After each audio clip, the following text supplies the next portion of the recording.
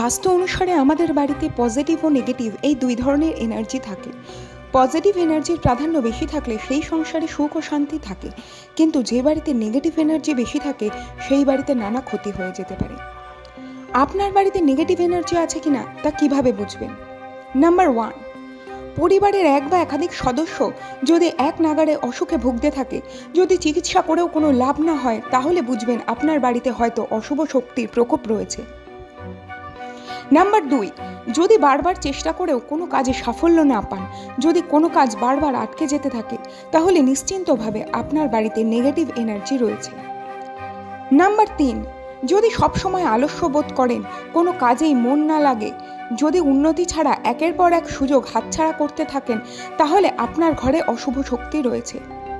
Number 4, যদি কোনো বিষয় নিয়ে চিন্তা ভাবনা করতে ইচ্ছা না করে বা মনে সংশয় থাকে, তাহলে নেগেটিভ এনার্জি আপনার পরিবারের ক্ষতি করছে।